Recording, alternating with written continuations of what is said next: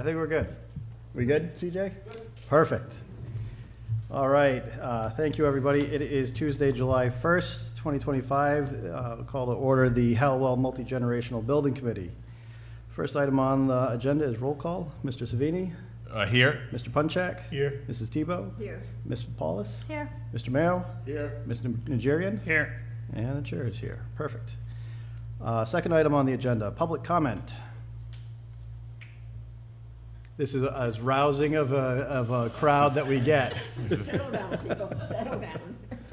I'll try to contain my enthusiasm. Perfect. Well, thank you. CJ, we got any viewers live? Let's see. We have one. Well, thank you for whoever's watching. Spread out and act like a crowd. We greatly appreciate it. Okay.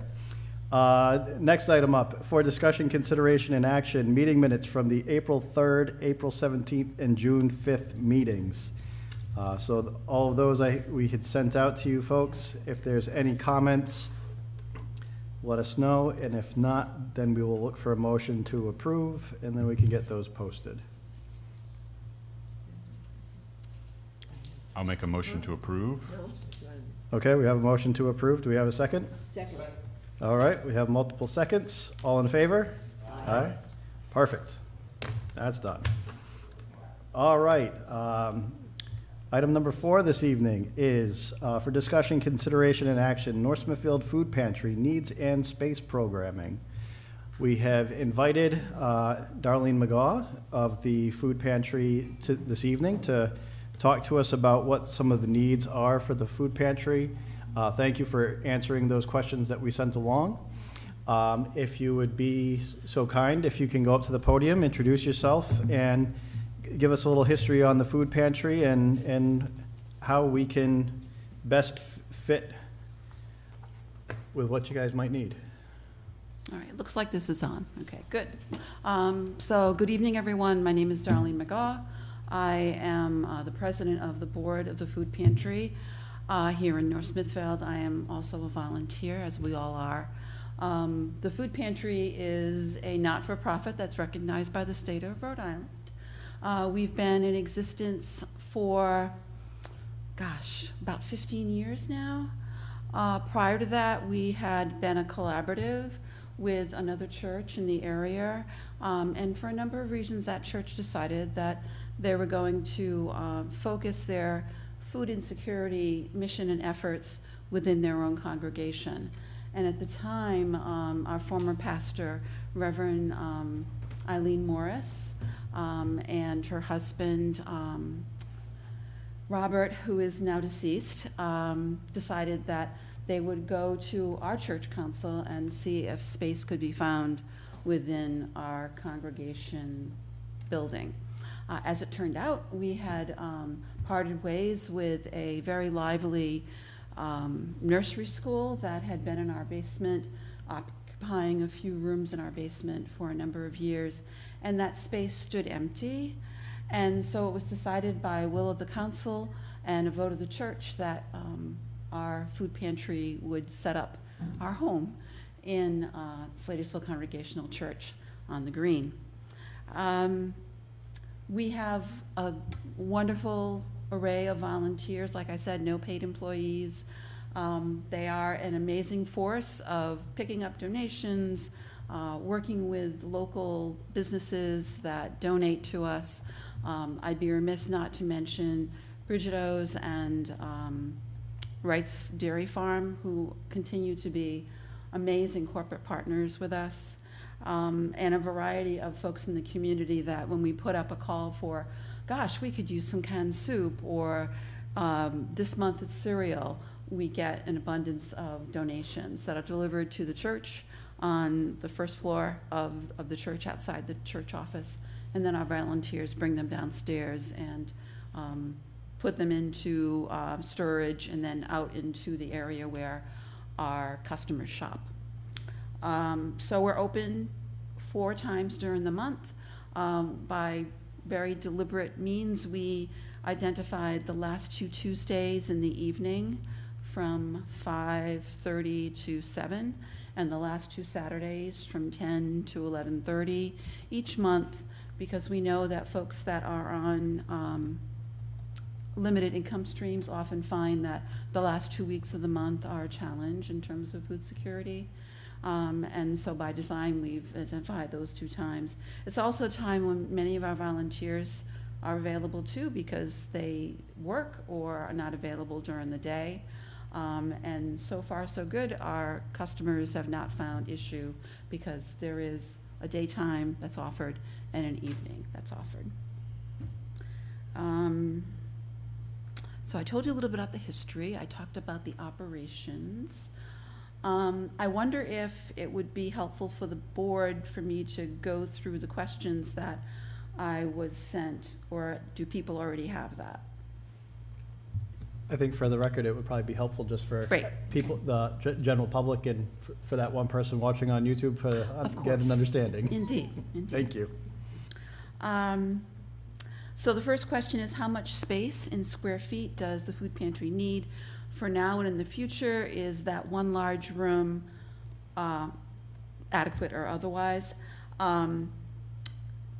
One room won't suffice, we believe. And it's not just for the size reason, but we need a minimum space for storage, because we like to have a place where people shop and a place where we can bring other items in.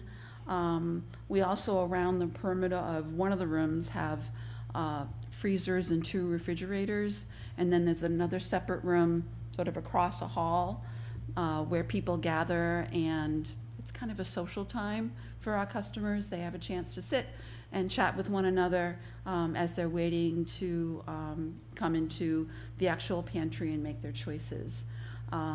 Volunteers bring them in. We have our own carts, and they bring their own bags. And then we assist them up the stairs with their belongings, with the groceries that they've chosen. None of our customers carry their own bags. We do that for them. We have some sturdy folks that have decided that they want to get their aerobic exercise on our stairs, and they've been very faithful over the years. There's a question here about access to the kitchen. Is that important? Currently, we don't offer prepared food, so having a kitchen is not a concern for us. I imagine perhaps in the future the Multigenerational Center might consider becoming a food site, but that's not what our food pantry does. We only offer non-prepared foods and frozen meats and the donations that we get from Brigitto's and Wright's Dairy. Question 3 is access to the community garden. Is that important? Currently, some of the volunteers who are part of the community garden and our volunteers at the food pantry overlap. And so we have some faithful individuals who stop at the community garden during the months where it's operating and gather up the harvest and bring it in on the days that we are open as a pantry. At the end of the pantry, anything that's not used or perhaps is not quite up to being offered to others is brought in. I understand there's a compost pile where it can be brought. Anything that can't be refrigerated, if we do have another pantry later in the week or later in the month, we save it for the folks that come on that pantry. Question number 4 is access for clients. Is there a need for a separate entrance in the rear? As I looked at your floor plan, it would seem to me that having a separate entrance would allow for some degree of privacy and confidentiality for our customers. As we all know, it's hard to ask for help, and allowing them affording them the privacy of coming in through another door rather than going through the center, I think would be very desirable for our customers. I already spoke about hours of operation. That was question number 5. Question number 6, I wasn't quite sure what that was about, but I answered it to the best of my ability. Question about separate access to the space from outside. So where it appeared there was a door on the sketch that I was given, our volunteers use the same door as our customers do, so I don't see any reason to change that. There might be an argument otherwise, but at this point, we don't see a need for it. Regarding question number 7, which is about deliveries and pickups, how does that work? All of our deliveries are made by our volunteers in their own private vehicles. Donations of food from the public are left in a community chest area that's inside the church's patio entrance, and we do as much as we can in terms of getting it out of there into the pantry downstairs, because obviously having donations left around is not ideal for visitors to the church, and so we try to do that on a regular basis. There was a question about pickups, and it is the case that a few years ago during the pandemic that we only had pre-selected pickups, but since those pandemic restrictions have been lifted, our customers actually like to come in and socialize with other folks. When we occasionally have a customer who is homebound for a variety of reasons, we sometimes will have a volunteer that can bring it to them, but that's kind of rare. But we do need appropriate notice because not everyone can get out of work or be available to do a delivery. And we do try to work with individuals in that case to see if there's a friend in their community living area, or a neighbor or a relative who might be able to help with that. Because again, our volunteers are volunteers. There was a question about whether or not we need special doors or a garage to access for donations. At this point, we don't have a need for a garage or pass doors. We do have a chair lift, a mobile chair that goes up and down the stairs for our individuals who have mobility challenges of any kind. And actually, when we get donations that are rather heavy, we sometimes put them on the chair and it actually brings it down the stairs for us rather than risking our safety by bringing heavy packages down. Question number 9 is amenities inside the room, questions about storage area, office space, and special electrical needs. As I mentioned earlier, we have 3 freezers and 2 refrigerators, so we need some suitable outlets that would be appropriate for the needs of those units. We do need a storage area, as I noted earlier, but we don't have an immediate need for office space.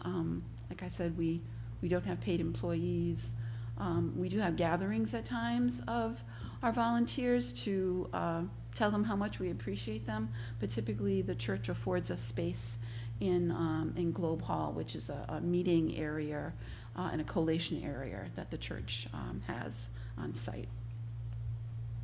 There was an advisory in question 10 that the pantry should be aware that there is a very short window to make a final decision, including the pantry and the new center, and I'm certainly aware of that.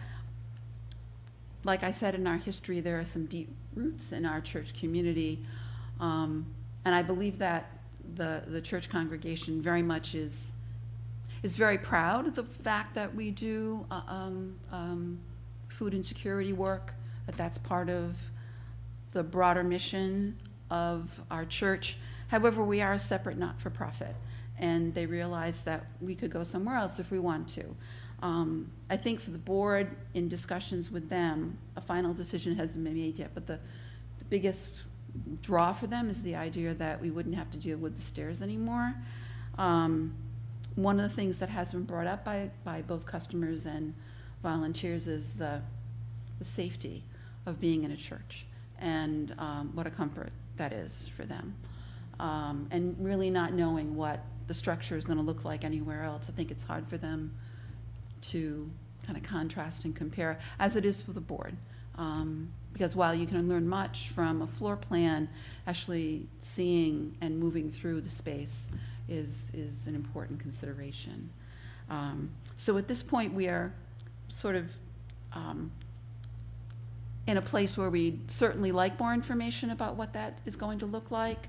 Some specific questions I had for Jeff when you visited with us is the idea of a cost contribution that the pantry would need to make. Currently, we we are afforded space without expectations of rent from the church, but we do offer a small offset each year to help with the expenses of running freezers and refrigerators. But those particular items, they're only opened, during the times when we're in the pantry or when we're restocking. And they are Energy Star units, so we do offer $400 a year to the church. But again, we survive on donations, and it would be a challenge, I think, for us to be able to afford anything more than that. So, but again, a decision for the board. As I've gone over these items, if there are other questions that have come up for any members here, I'd be happy to answer them to the best of my ability. Thank you for that. That's You're a welcome. lot of information for us to take in. So I will certainly open up the floor for the members of this committee to ask any that they might have. You kind of already addressed it, but just wondering your thoughts, if you expound a little bit more on if the food pantry was in a building like this, knowing there would be high activity going on in there, and the fact that the clients there value their privacy and their confidentiality, do those two things kind of, how would they merge together, or would they kind of butt up against each other, since it would be a more active site than the church is? So I appreciate that question for a couple of reasons. Thank you for being with empathy around our customers. From my view of what the plans were, there would be a separate entrance, or it appeared that there could be a separate entrance. So not walking through, a room full of people that, are there for other reasons. And perhaps having a place where parking would not disturb the rest of the people that were there on other business could be an important consideration. In asking people about whether or not a move to a multi-purpose center would be amenable to them, they mentioned that, but we feel safe in this space. Is someone telling us to leave? And the answer is, I don't believe the church council has indicated that. In fact, there were just T-shirts that the church had made up that says "Home of the North Smithfield Food Pantry" on it. So I sense that there is a pride and acceptance and a welcome that we have there. And I think in general, as human beings, change is difficult.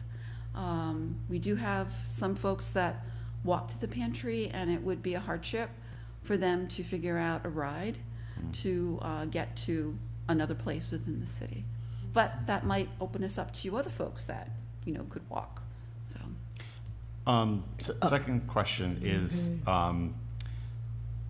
recognizing that, I think part of the reason we looked into it is access, the stairs, which you seem to kind of find a workaround and a solution to, but is there a scenario under which it might be useful to still stay in the church, but if you are running short of storage space or some other spatial need, that this center could maybe accommodate that, where maybe the church is still the main hub, but there's space in there in another way. Whether I know if it's storage, it might mean a lot of transporting for volunteers, transporting goods from one site to the other, but something of that nature where it's not a food distribution site, but maybe serves another purpose that the pantry is lacking. Are you thinking like satellite?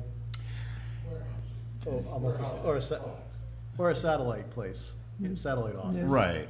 Especially if spatially there is Not enough room. If there's struggle, if there's a struggle or a which can be a good thing, a difficulty of finding storage for what is brought in, what is donated, then is there a possibility of carving out a little bit of space there to accommodate an extra, and that way only the volunteers maybe are going in there getting stuff, transporting it in their own vehicle, but there's storage for, you know, your boxed and dry goods and possibly your frozen or refrigerated goods. I think, all due respect, that while the idea has some validity, we might be trying too hard. Yeah. A brand new building, it's a tremendous uphill battle to try to sell X square footage as storage. I mean, two things came to my mind, Darlene, hearing your presentation. One is, it appears clear to me that the pantry, its clientele and its work staff volunteers are content where they are. And it would appear that if this opportunity were not offered, you're very comfortable where you are.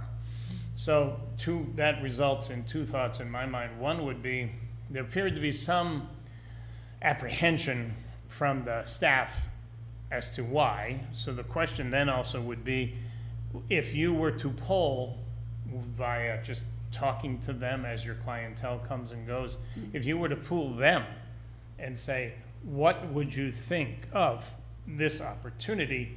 Ultimately, in my opinion, they would be the most relevant opinion. The last thing that you or any of us, the town, would want to do is go through this process and then find out at the 11th hour that the majority of the people, for whatever reason, don't like it. And lastly, the only thing that also comes to mind is, with the political climate that we try to navigate this ship through, I think this only has an opportunity if it has resounding support of your organization. I don't think the council will budge unless you people come running to us and say, it's a phenomenal idea, we've been waiting for this. But all due respect, if that's not the case, then we should acknowledge it. And this is why we were doing this initial research to find out where we are and where you are. But frankly, from what I hear, I don't think that we could sell this to the council. I don't think so. One more thing, just building on what Scott said. The plan for that building is that there will be programming there Monday through Friday, perhaps from 8 to 4 o'clock in the afternoon. There will be a designated space for seniors there, and that's the plan, that it will be a robust schedule there. And so there will be a lot of traffic there. So I think that's an important thing. And then I was going to ask you, do you ever collaborate with the St. John's Food Pantry? Because I was looking into that today. I know what you do, and it's wonderful work, and yay. But I was checking into that today because, quite honestly, I thought it was done. Because I know in the old days, it was 1 month at St. John's, 1 month at the Congregational Church, back and forth. But then I was checking into it today. They do still have their food pantry, but it's more of a pantry items. And they serve all of North Smithfield or anybody else that it is having problems with food insecurity. So I didn't know if ever you collaborated with it. And that's why I'm bringing it up, because, you know, 2 food pantries within, I'm not good at, maybe a couple of miles? One up the Not hill even and one that. at the bottom of the hill. You know, and they're strictly volunteers as well, and donations from the parish people and everything. But they were very specific that anyone is welcome there. Not just the parishioners, and they don't even have to be North Smithfield. They could come from Blackstone, although Blackstone has a nice food pantry too. And that's why I was bringing it up. But the schedule there at the center will be rather robust. So, Okay. So the hours of operation that you just described don't overlap with the hours that we currently have on pantry? No, they don't, but I just wanted to tell you, you know what, there probably would be an occasional something on a weekend, but it wouldn't have to be interfering, or even something in the evening, but that doesn't have to be interfering. But Okay. just It's so Linda, you know. correct? Linda? Is it Linda? Pardon? Is your name Linda? Linda, I'm Okay, Linda Linda, I Tebow, wanted to yes. say thank you for expanding my knowledge base Yeah. around the parish that's yeah. less than a mile from us. I know, that's what I mean. Because when we parted, it didn't sound like there was going to be opportunities for that collaboration. But perhaps with new leadership, and I believe that there is new leadership in the church, there's been a change of heart. And the good news is that not only am I part of the pantry, I'm also a deacon at Slatersville Congregational Church. Right.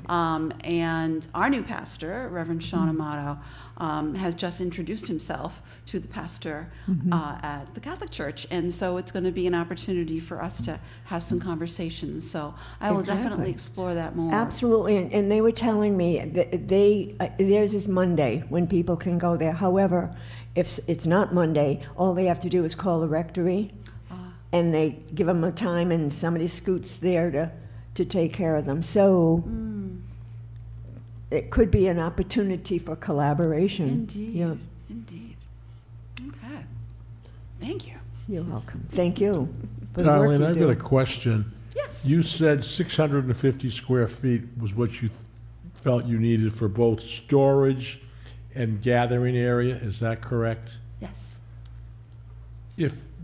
If the architect could design a storage area, could we have the gathering area be one of the smaller rooms within the multi-generation? If you look at that chart, look at above the big room is a small room. Do you see it? With chairs like around a...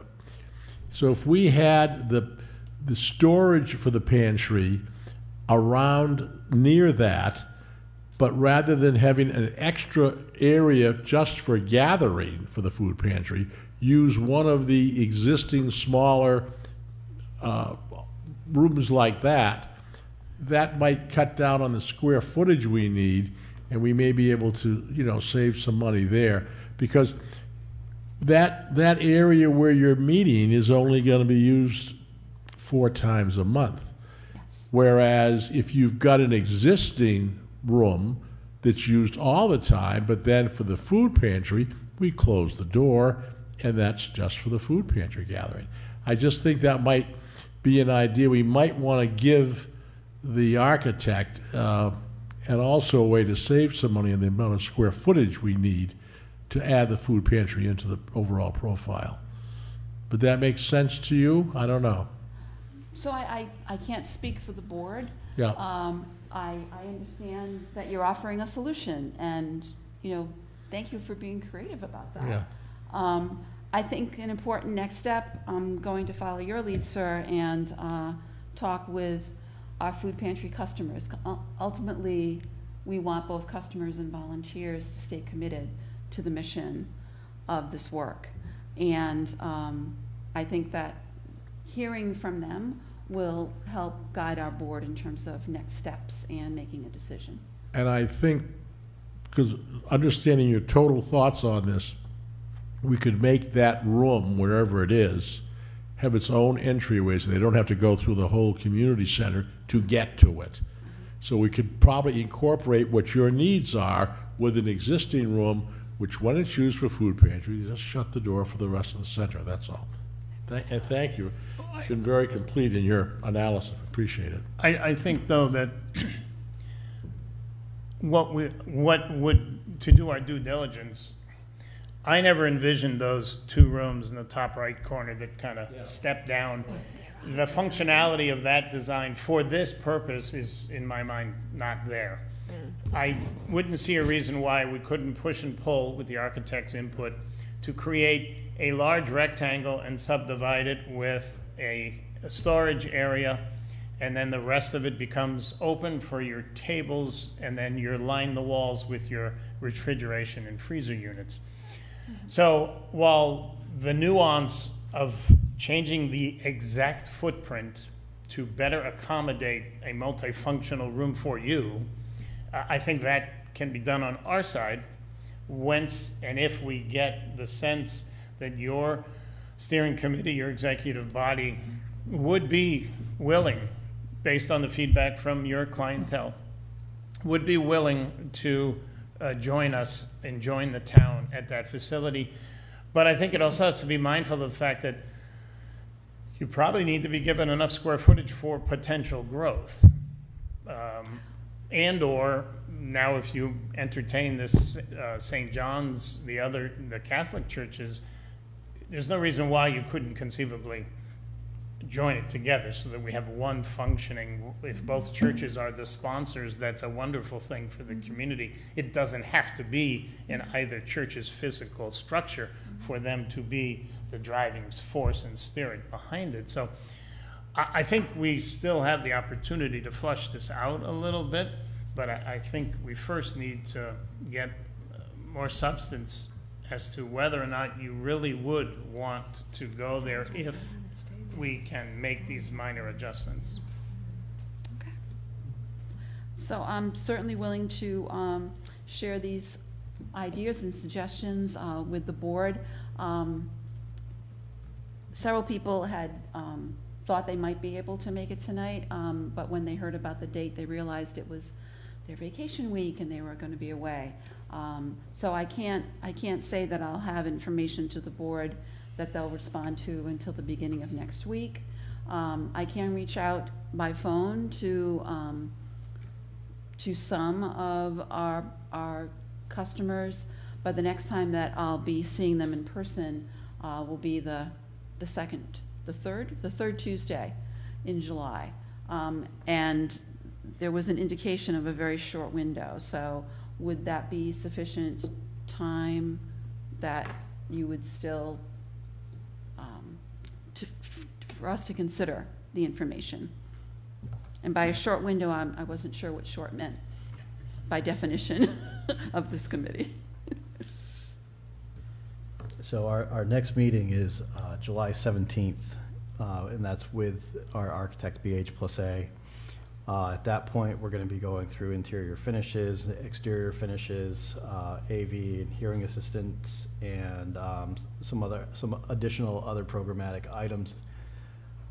It's not to say that we can't quickly study what Mr. Mayo has put forth. I'm trying to think of, taking those top two rooms and redrawing some lines in my mind to make sure that that's a secured area, but that's also the front of the building. So it's a little bit opposite of what we've been talking about. Yes. For being respectful of everyone's privacy and needs. And it also concerns me just because of an activity point of view. If that part of the building is only open 4 times a month, we're trying to portray a lively, multi-generational center that a lot of things are going on. So if we have 2 rooms that are only being utilized, that causes me a little bit of concern, but not to say that we can't certainly look at it and rejigger some things to ensure that what the food pantry needs are and how that could potentially fit into this program. I have an additional question, if you don't mind. In addition to being a volunteer and part of this mission, for about 40 years, I worked in social services in Woonsocket, and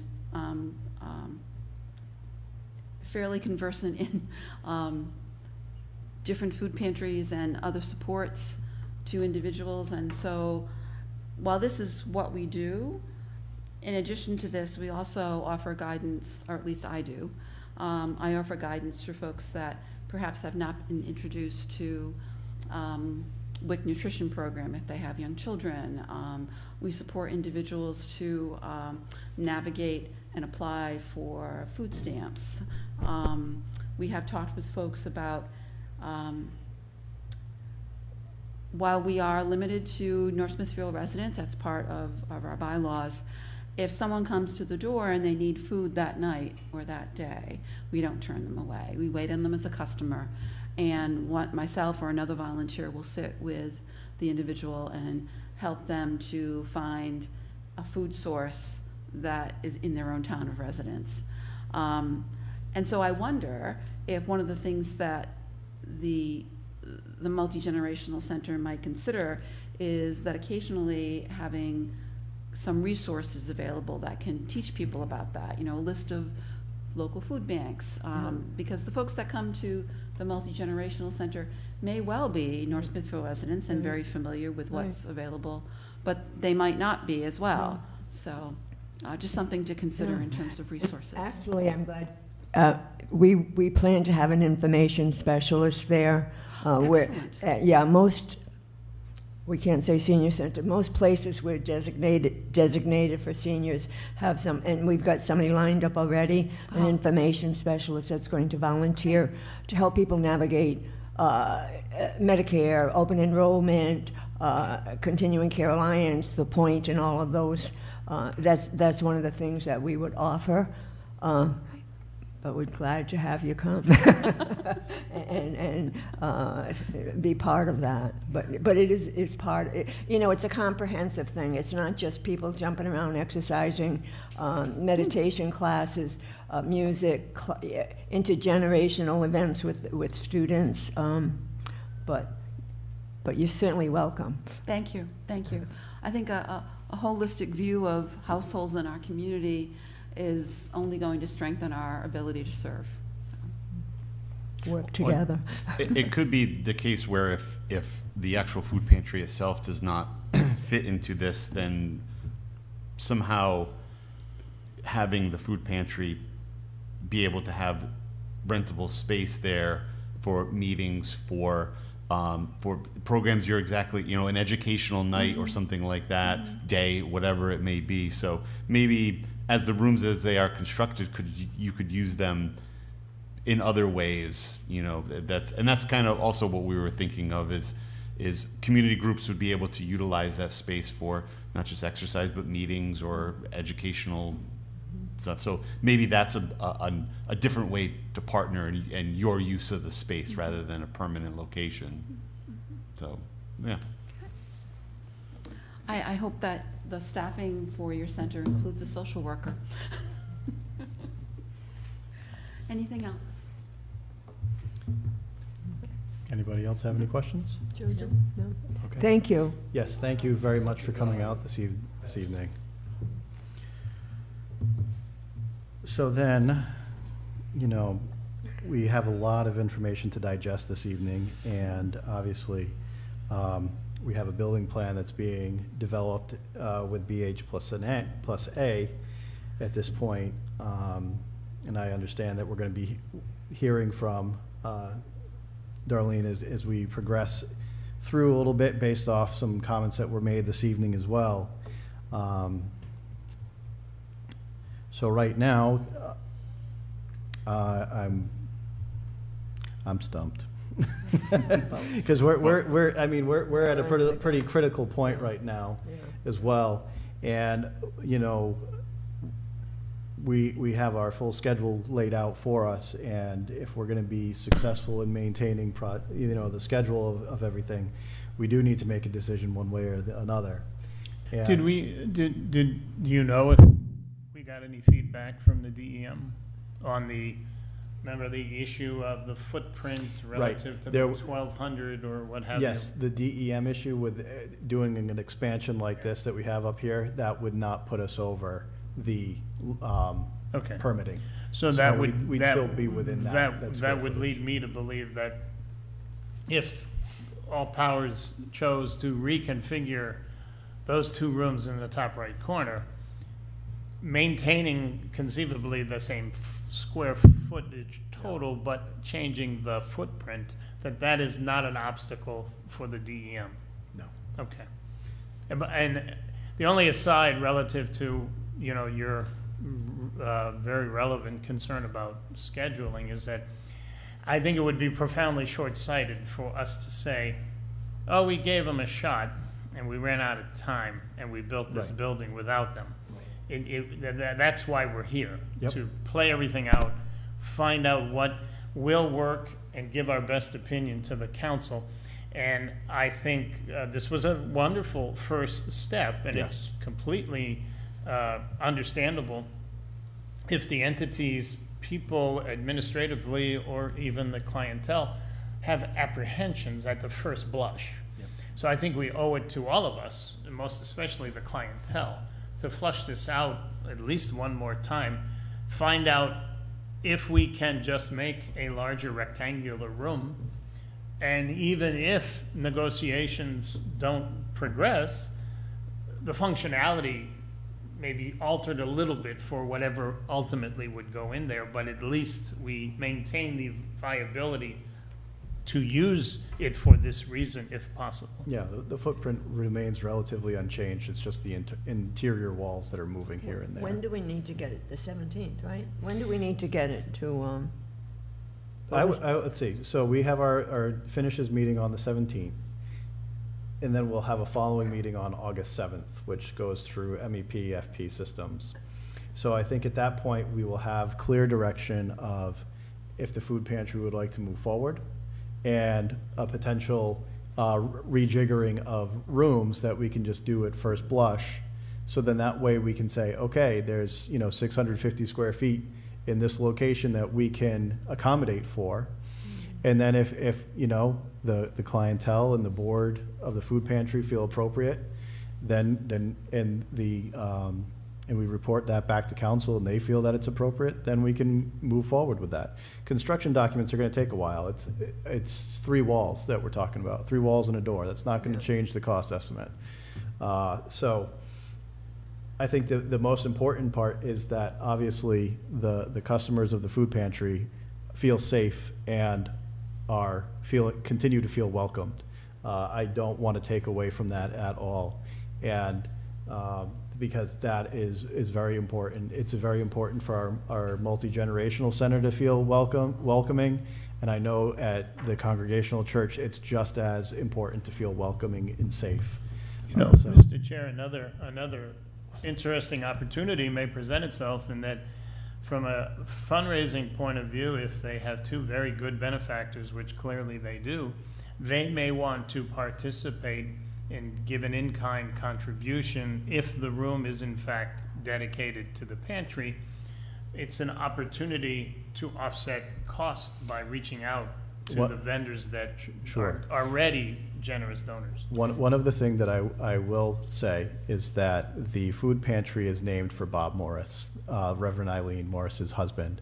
So when I first met with Darlene and a few members of the board, I have no intention of changing that dedication. I would want to make sure that that's maintained just as well as the Halliwell name is maintained on the property as we've gone along with that. Even if it doesn't preclude us from reaching Sure. out. No, not at all. But we're not giving away naming rights for something like that. My suggestion to move forward, how big is the food pantry on that drawing? 1,300 square feet? Yeah, plus or So minus. that's twice as big as, more than twice as big as what what you need? I would talk to BH plus A, have them modify the food pantry, call it 800 square feet or something. Get it to something closer to what they're asking for and leave the 2 options as alternates. I would not go and start changing around programming of 2 other rooms because now, you've got activities going on Monday and it goes a little bit longer, or Tuesday, and goes a little bit longer. Now they gotta empty it out, and they're not gonna wanna set up their store every single day, so I would just keep them separate and apart. Let's find out how their clients feel about it and go to the council with that. So you're thinking What did 6,600 we- plus 800? Okay. And then, if we can't afford everything, then, what's more important, those 2 rooms or the food pantry? That's, to go and start moving, changing those around, No, I misspoke. I couldn't see exactly from here, but we did talk about the pantry in the bottom right corner. So I agree wholeheartedly. I was just referencing that top. No sense. I agree 100%. then you'll have good information about the clientele. If they say, you know what, we don't wanna do this, then the decision becomes, okay, they don't want to do this, but there's also been talks about the whole point of this conversation is potential grants, because we're going to have a food pantry there. So, Dave, the only question I've got is, if you dedicate the 800 square feet to the food pantry only, then you're wasting that gathering area in the food pantry, only for those four times when it's used. I want to utilize that space for other activities when the pantry's not there, which is most of the time. That gathering area, the storage area, yes, that's dedicated, that's done. But isn't the gathering area their store? No, Oh, it's no, not. that's what I'm, see, some of us who are in that church are very familiar with the layout. They've got an area where the people walk through that have shelves, and they go through and they pick out what they want.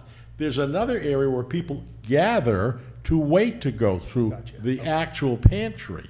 The pantry area, probably you need 600 square feet just for the pantry. Yeah. Rather than taking another 200 or 300 feet for a gathering, have that be an existing room within the facility, Okay. and the pantry storage area is near it, is next to it. All right. That's what I'm Yeah. saying. I was under the impression the that's- store was the. No, it and was you're just- right, you're right. But- So I think No. that's, what I think anybody who would like to, certainly let me know, or Darlene will show you the pantry. And you can then get a feeling for the gathering and the pantry area. Would make it clear to everybody, and everyone will be better. Scott Gibbs has seen it, and he understands. Jeff, of course, goes to that church, and, he knows what it is. So I just don't want to waste that gathering area just for those 4 nights. That should be used by the Multigenerational Center for whatever they want. So in the church now, you go down the stairs, there's a room in front of you. Is that the gathering area? Correct. And then there's the big area, and then there's another room out in the back corner. I think that's the pantry. I'm familiar with that, Alright. yeah. And when our customers come in, they're always eyes on.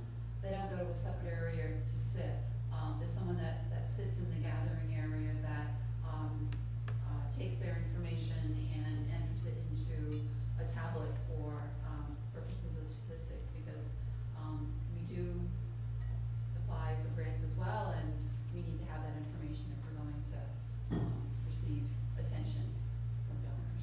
So in a flow, if we were able to utilize a gathering area, they go into the pantry, it would be probably beneficial to allow them to leave the pantry directly rather than go back through the gathering area. Yes. But currently, we don't have that, we're not afforded that. They go through, because that's. No, that's what you have, the way it's set up. exactly. We may do with what we have. Yeah, and it's private down there. Yes. It's private down there, nobody sees, yeah. Okay. Well, again, a lot of information this evening for us to digest, and thank you for coming out. Thank you to members for the questions and the comments moving this forward. I do want to asterisk our conversation, though. If this doesn't get done for phase 1, the door is still open for phase 2. So if the board at this time, your board at this time decides that it's, not the right timing, please know that as long as this group is involved, the door is always going to be open for the support and to move forward. I appreciate that. Thank you for your thoughtful questions and your time. All right, thank you. Thank you. You could just flip the room as it is now, right? Use that back hallway as the entrance in and let them come out the other side, so it would almost be like a U shape. Or, What went to the DEM? That minus the addition in the front, right? I The think, whole thing? no, the whole thing went. The whole thing. That plan went to DEM. The whole thing went? Yeah. Okay, because we've got to get that going. That is going, Is it? yeah. Because it's, No, the PAR is in the, well, I saw Joel's thing, that he's like on this. Yeah, he seems to, you must have seen it. yeah. From that one to Mark, and you, Yeah. and me. Yeah. Jeff, I didn't want to press it when Darlene was here, 'cause she did a lovely job, but we should let her know when we need an answer from them. It's hard, because the 17th, we're going to have B&H&A here. They're going to say, well, how do you want us to design this thing? Yep. And that's not fair to them. No, I know. No. So we got to let her know, and I didn't want to push it tonight, but she should know that a firm answer would be Yes, Yes or no? we should have, Yeah. we should We have need a a firm final answer soon. response by our August 7th meeting. We definitely, yeah, or sooner. Or sooner. Yeah. And So I- you talk to some of the strong men who go up and down those stairs, if you took a vote from them, they'd say move it, but that's beside the point, okay. Yeah. No, very good. Change is tough, Bob. I understand. Okay. There any other further discussion? Okay. Very good. Next item on the agenda then for this evening is for discussion, consideration, and action, fundraising strategies, options, and goals. We're just kind of been leaving this as a continued discussion. Ms. Nigerian, I know you sent out the Navigate Credit Union link, so that was very helpful, very informative. Certainly clicked through that myself. And then we also have had an email come from Mrs. Lilly on the Parks and Rec Commission from our last meeting, where she provided quite a few number of different grants that could be targeted towards the food pantry, but also some additional community health-based grants as well. So I'll start with those. I know in our resolution, going back to our guidance, is that we are responsible for identifying and give it, pass the baton over to the town council and the administration. So for that purpose, I think unless we want to discuss through any more of these grants, Mr. Nigerian, I don't know if you want to talk to the Navigant Credit Union one that you sent along. We would probably just want to have a recommendation to the town council for these items that have been presented to date, and then they can take it from there. I just saw it as compelling. I assume everybody else saw it in the Valley Breeze, and I said, well, this is a wonderful thing that they are, and even Anchor Subaru has done similar things with, I refer to the New England, or Northern Rhode Island Food Pantry. So I just wanted to make us aware, if we weren't, that there is opportunity there, but we need the vehicle to do the outreach. Navigant is very generous. That's it. So, I Very mean, generous. you know, in a nutshell. Yeah. You know, it's a sidetrack, but it's on the same premise. As I really get confused as to how rigid the lines are of the lane that we're supposed to travel in, so to speak. But if the town now employs a grant writer,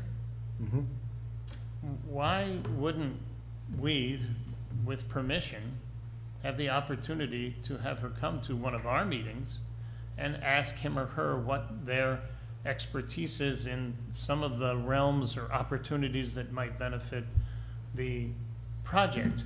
Is that outside the travel lane for us currently? I would certainly be happy to pose the question to the administrator and then receive guidance from him on that.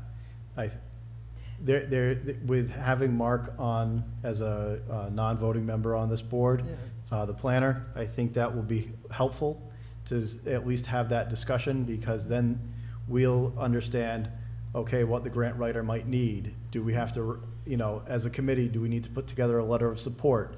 Does BH+A have to put together a certain level of plan and elevations to submit for a grant? So that I will certainly pose that question over to Mr. Gibbs. Because in light of that, if we went in that direction, I'll be curious if this grant writer also therefore has the ability to kind of modify and serve as a fundraiser in so much that the methodology is similar, you know?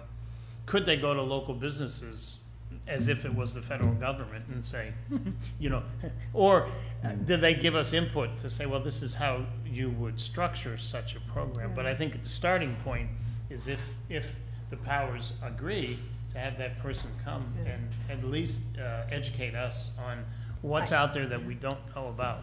I think we were in between grant writers when all of, you know, when we began, right? And then, you know, then we had the grant writer.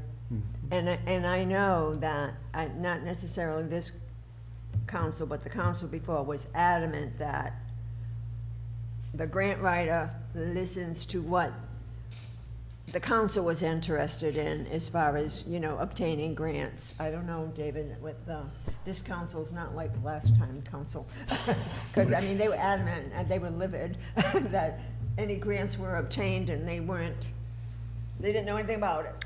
You know, even the 4 million. I would say, talk to the administrator about the grant writer before Yeah. you. Well, right, because she were, yeah, Just, yeah. I would advise, so the grant writer is hired by the town, and there should be one direct line of communication to that grant writer, which should be the town administrator.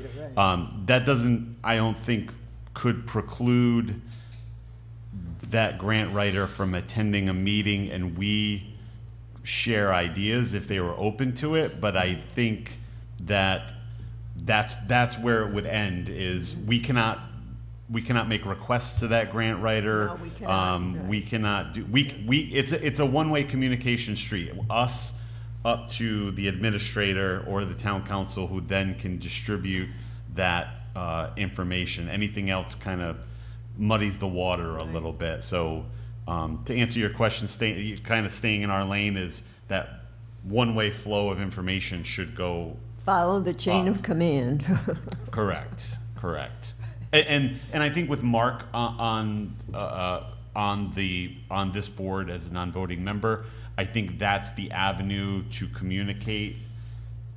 Can be an avenue to communicate in addition to official communications through that our chair people would make to the town council or to the town administrator. Those would be the channels that it would go. Agree. this project's not a secret, it's not being planned in a vacuum. No.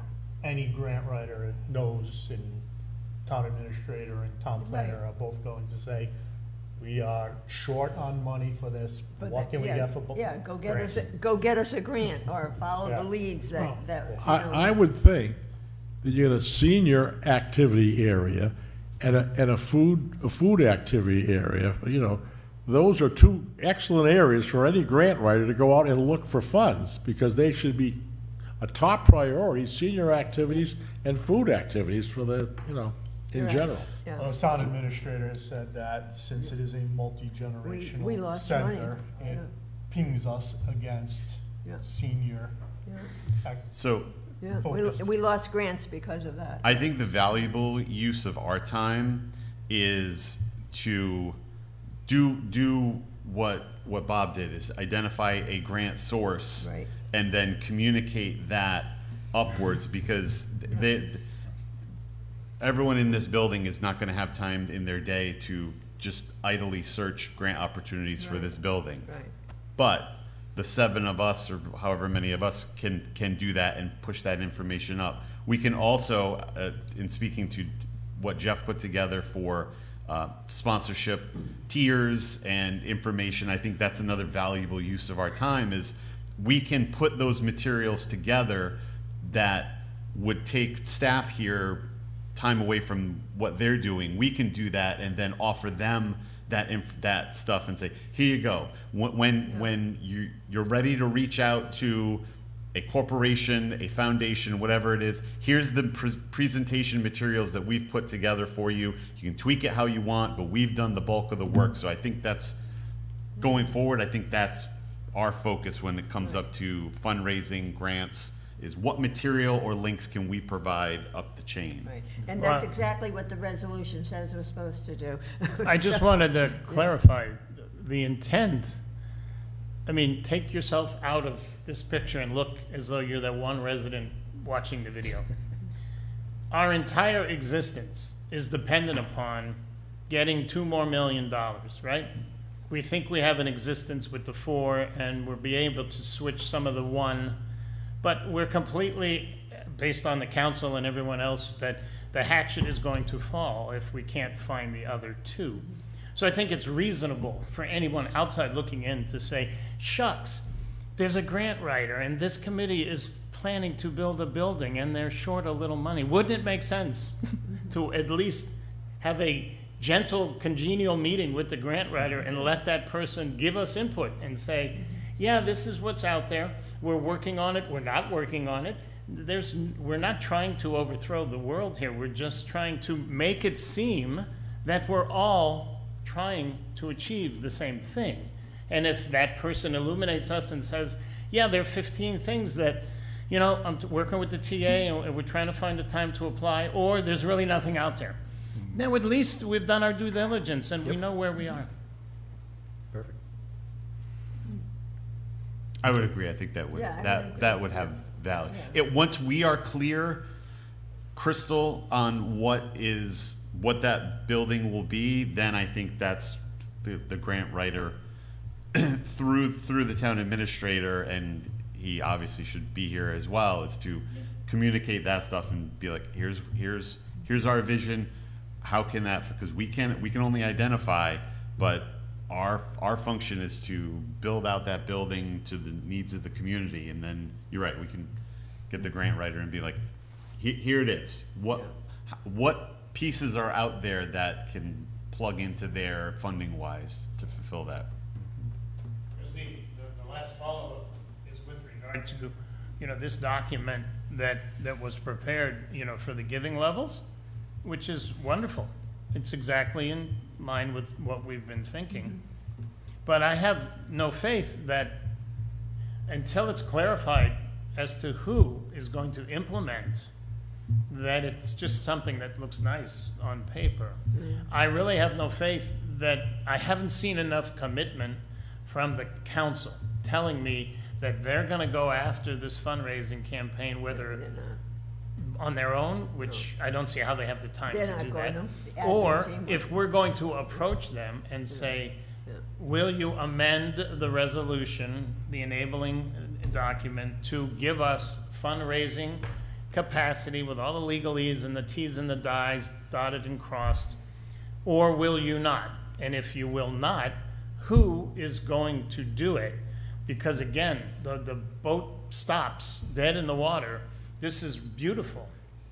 But if we don't start implementing this in concert with the grant writer and in concert with the development of the plans, we're going to get to that 11th hour and the guillotine is going to fall. And everyone's going to say, well, shucks, we should have, well, now's the time so that we don't have to say, oh, shucks. Do we at some point go to the council and say, will you give us the authority and the jurisdiction to start to implement this, or find someone who has the professional capacity to give us guidelines as to how we implement the fundraising? Sure. Because I think, other than meeting with the architect to say we want wallpaper, we want tile, we want vinyl, you know, which are relevant issues, that's not going to occupy 4 more months, you know? No, it's not. One of the things that based off our last meeting, if everybody recalls, we made a motion to request that the administrator work with the finance director on starting just basically starting an account for this project. I hadn't heard from him. I reached out to him this morning, and I haven't heard, so I'm going to assume that he's on vacation like everybody else this week. But that question has been posed, and that recommendation has been forwarded to the administrator and the finance director.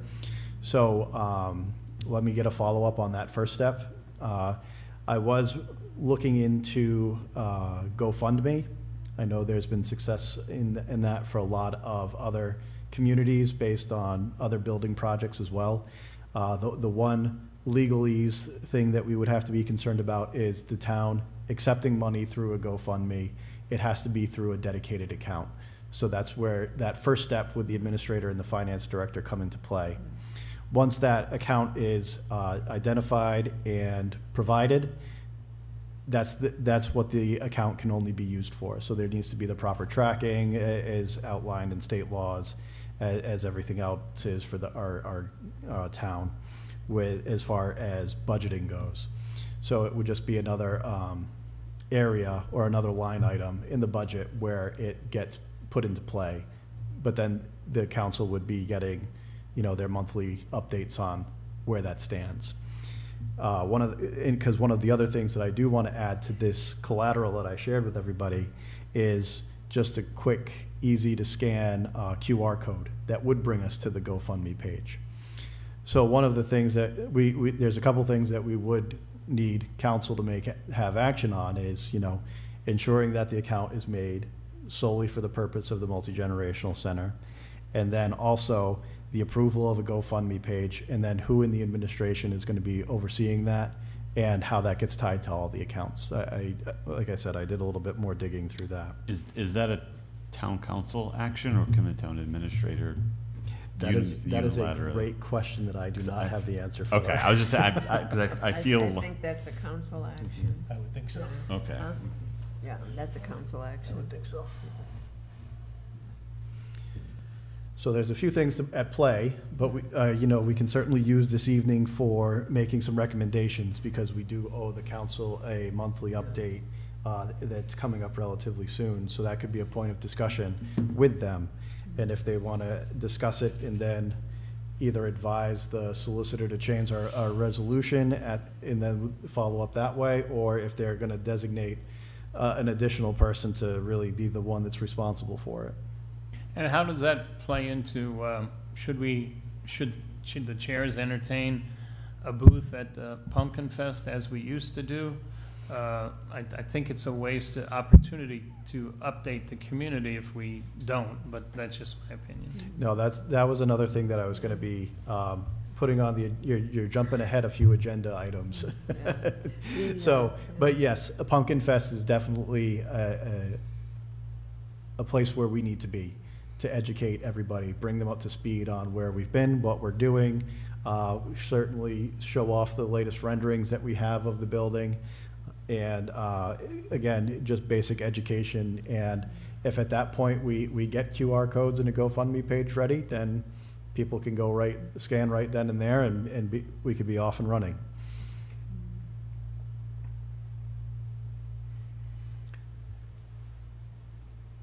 So with that, I hear, the beginnings of a couple motions. One with the information that we've been provided to date through Mr. Nigerian and Mrs. Lilly. So if nobody wants to jump and make a motion, I guess I'll just do that right now. So I will make a motion that we recommend to the town council the funding sources that have been provided to this committee to date, including the Navigant Credit Union, Walmart, Stop and Shop, USDA, Bank of America Foundation sponsorships, Ameriprise Community Grants, Mondelez International, and CVS. So that's a motion. Do I have You can't second, I'm sorry, Bob. I know you're so used to it. You guys are Statler and Waldorf over there. Can you amend that it goes to the council and the administration? I sure can. So it's amended to go to council and administration. So that's a motion. Because, the administration's gonna Oh, yeah. administrate it. I will second it. Okay. So I have a motion and a second. All in favor? Aye. Aye. Okay. Are there any, let's see. I think at this point, what we could do is check in with the administrator about the account. Yes. Let's check in with him first, and then at that point, if that account has been made, I'll bring them up to speed, the council at our monthly update, up to speed on where we are standing with potentially either passing the fundraising baton to them, and then they're gonna figure out the plan with the collateral that I supplied today for this meeting, or look to them to revise the resolution, so then that way we can start to at least solicit for funding. And there's a pathway for us to, if someone comes to us and says, oh, we'd like to donate X amount of dollars, we can at least give them the opportunity of saying, that's great, thank you very much. We're gonna pass you along to, This is where you need to go. whoever, whether it be Mr. Gibbs, whether it be the finance director, here are the people that we would like to connect you with. So then that way you can make that a reality and kind of just be the ushers of that. So that, I don't know if I think it's on base or on point, but the last meeting there was reference to the point that I believe it was the town planner who mentioned that the $1 million, some of it was clearly applicable to be expended on recreational. Mm-hmm. So can we flush that out and find out if that is accurate, if the council sees fit to pull from the million to offset the basketball courts passive. within the, well, that's, passive. but he made it very clear that I was certain that I heard him say. It seems as though with the $1.5 million grant that there's a lot of gray area to it. So what, my understanding. 1.5? Yeah, it was 1.5. 1.5. Was it 1.5 or was it 1? Just one. Okay. No, Okay. there's Oh, there's no, one and it's no. 1.5. The administration's going after a 1.5. I'm sorry, I Yeah. misspoke. Yeah, It's there's, not gonna happen. yeah, Right, because, of things going on. Yes. Yes. So, I'm sorry, the $1 million grant is for passive recreation, but it also includes Wi-Fi, it includes internet, it includes things that can be put into this building very easily. So, from my understanding, the planning department and the administration is going through that and trying to get clarity of that gray area with the new grant writer that has been brought on. So is that to say that those would be to offset costs that would be upcoming but are not in the budget? I would say there would be costs that are within our building right now Right. that could be applied for with that 1 million. And would it not help the council and our committee if we just knew approximately what that amount of money would be if it was applicable? That will probably be worked through once we get the design development cost estimate. When we get that from BH+A on August 21st, then we will have a great idea of how much all of these expenditures are, and we can work with the planning and administration and identify now, okay, these elements that apply under this $1 million grant can, be traded back and forth as we will.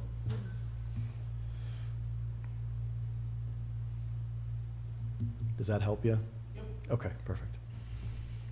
Yeah, I think that there was just too much gray area with that $1 million grant that was put out. well, because it's And- passive recreation, but and- it can be And there was a lot of gray. gray, yeah. Yeah, and a lot of gray. So they're trying to make it more Yeah, black and white yeah. at this point. Yeah. So, and that could be a great question for when the grant writer could potentially come here and help give us that clarity, because if we don't have that clarity, then the council certainly doesn't have that clarity either. So do you want to finish your motion? Well, we had the motion, Did you? yeah, we had the motion, we had the second, and we voted in Yeah, favor okay, for we're it. good for Yep. that, yeah. So, as I said, I think what I'll do for the monthly update with the council is that we will discuss the fundraising roles and responsibilities of where they want us to come into play and where they expect us not to. So then that way we're staying within our limits, and if they need to modify our limits, they can do so, and if not, then we can go from there. Any other further discussion on fundraising strategies, options, and goals? Okay, not hearing any. And Joel's going to be at the next meeting? And Joel will be, so for our next few meetings, for everyone's reference, we have July 17th with BH+A. Yeah. We have August 7th. And then we also have August 21st, Wait a minute, July 17. the first and third Thursdays. Now, when he comes on the 17th, Mhm. is he already looking at things like furniture and stuff like that? Because I don't think we should include furniture in the bill. Furniture is going to be under the August 7th meeting. Because I don't think we should have, that's something you can get a grant for, furniture. Sure. I think we should not have furniture. It'll decrease the cost of the bill, for one thing, get rid of the furniture. Okay, we can have that discussion. I know, Because For- we talked about that. yeah, and I know for furniture, since we already have some materials, we were gonna try to get them a quantity of tables and chairs that are being stored over at the police station. Yeah, we have, and, yeah. So I know they Yeah, exist, we have that, but yeah. they don't have that, BH+A doesn't have that information to No, they factor in. don't. No, but I mean, even for space-wise. other things, like furniture is easy to get, it's easy to get grants for furniture. Sure. And by not including it, it'll bring down the cost of the build, I think. Okay.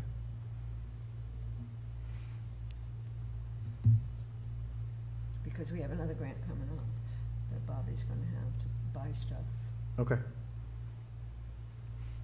Do you want to expound on that now, or is that breaking information? No, it's a grant she gets every year. Oh, okay. Yeah, it's a grant that she gets every year. We're gonna put it into programming and buying stuff, and, I mean, I gotta tell you, Cardi's and Jordan, they give, I mean, I know we've been given furniture, in my other life, and so why not go after it for free? Mm-hmm. Okay. Very good then. Any other further recommendations to council? Any further recommendations that you guys think we need to make? Okay. Just want to make, usually we all crowd around the desk, so I want to make sure you're feeling included tonight. They could put their chairs on this side. I'm gonna I'm gonna start calling you guys Statler and Waldorf over there. All right, then if there's no other recommendations to the council at this time, then our final item on the agenda is adjournment. So we'll look for a motion to adjourn. So moved. Okay, we have a motion. Do we have a second? Second. And a second. All in favor? Aye. Aye. Thank you very much.